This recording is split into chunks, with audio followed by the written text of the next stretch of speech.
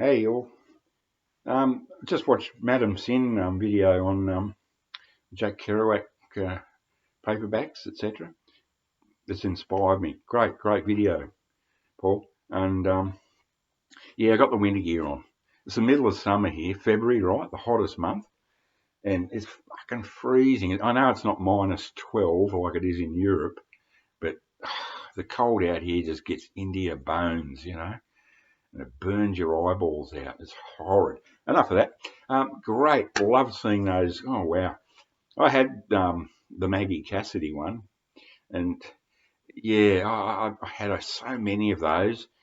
Yeah, like you, serendipity. I used to find them in flea markets in Sydney all the time, and they somehow I've moved so many times in my life that I've always had to leave things behind. I think I left all my paperbacks in Canberra back in the 1980s because it was just I couldn't fit anything else in my station wagon.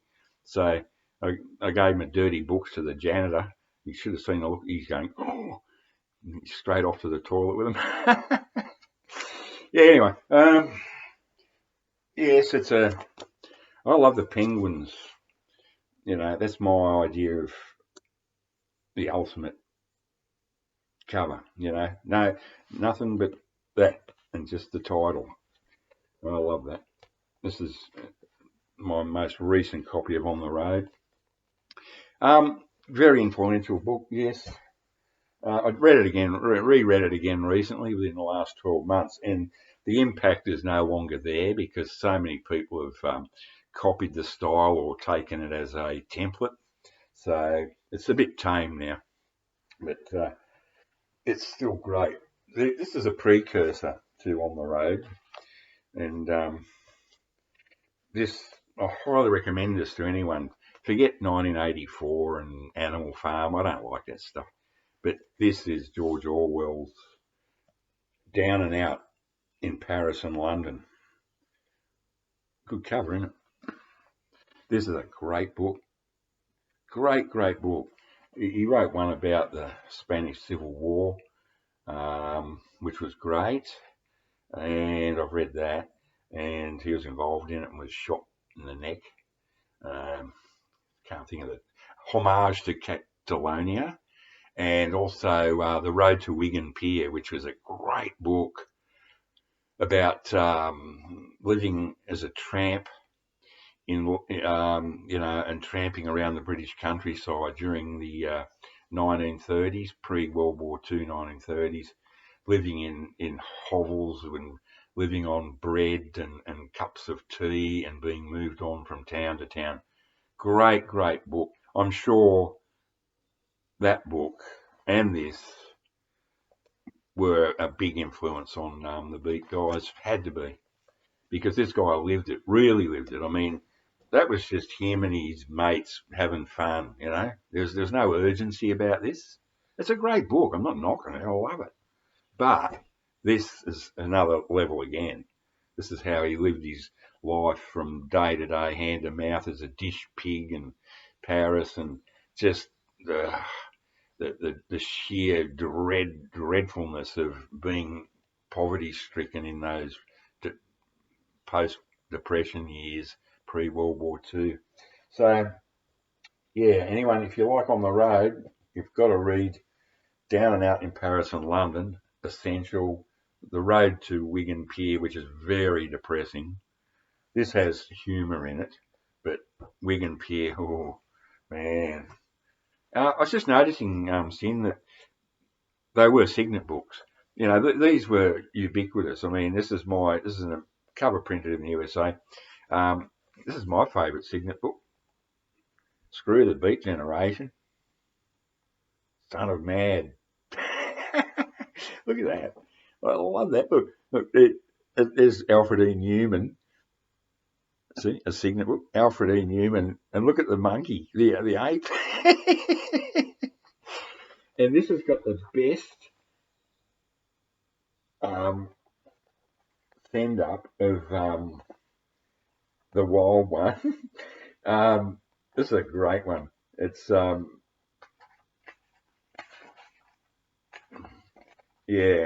Oh, come on. Gonna run out of time. Yeah, Marlin bran flakes, and it's yeah, it's a send up of the movie The Wild One. It's just very very funny, and yeah, this is a very very good copy of this is the ultimate Signet Mad pocketbook in my opinion. It's very very good. Okay, and on the subject of Bill Burroughs, yeah, this is the book that inspired him as a child. He read this when he was about 8 or something, that most impressionable age where music and reading, especially in my case, a loner kid, never liked other kids ever. And I like books and music and shoplifting. That's about it. And shoplifting for a reason, for the fucking books, Mad magazines, etc. Um, you can't win by Jack Black. This is an awesome, mind blowing book written by a guy that was virtually illiterate. He was taught to read in a stint in prison. It's a fantastic, unbelievable book. So this is a huge influence on Bill Burroughs, and it's far more entertaining because, like Down and Out in Paris and London, it's a life lived. It's truth, It's not some fantasy or just three guys going out on the terps into Mexico and at high speed or something, whatever. This is what I really wanted to show. I've shown it before, but I probably just wanted to show my Jack Kerouac box set. This is going back to the 1990s. Comes with a great, wonderful book. Really, really good book. And it contains 3 of his albums. Jack Kerouac, Blues and Haikus, featuring Al Cohen and Zoot Sims. These are all good. I love this cover.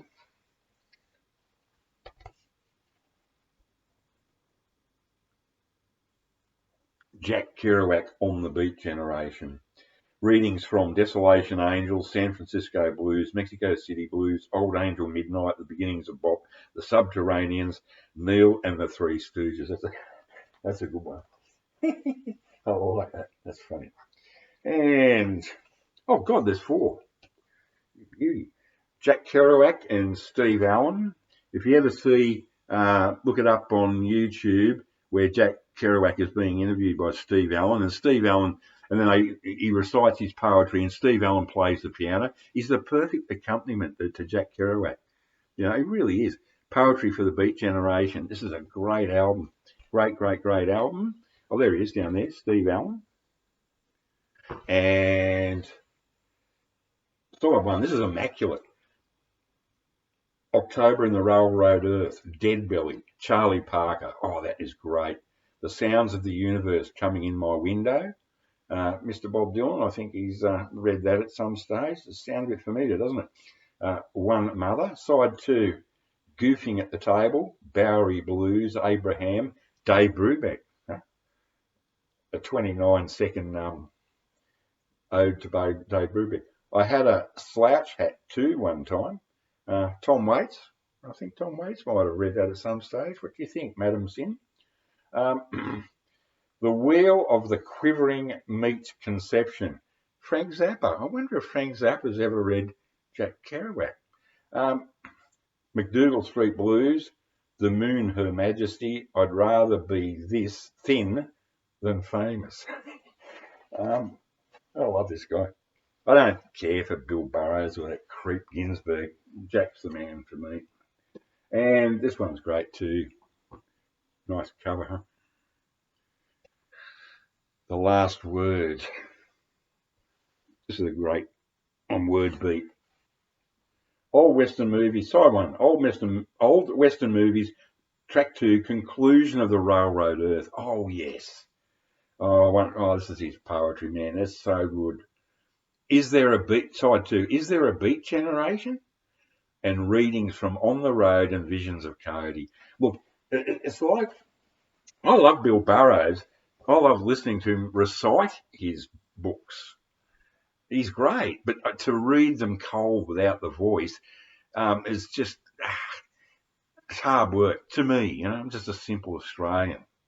You know, and I got no time for anyway. So, but Jack Kerouac is essential. I find some of his stuff's a bit boring too, but when he actually recites it, especially with the appropriate musical accompaniment, no one can touch him. He is still, you know, thank God he made these albums. Thank God. I'm so happy I bought this. And at the time, I was a bit pissed off with myself because I thought, oh shit, I've got to buy the vinyl copy. When CDs were just coming in, I go, oh, I want the CD copy, and my mate Jimmy bought this. I went, oh shit, now I've got to buy the vinyl. Thank God I bought the vinyl. 1048.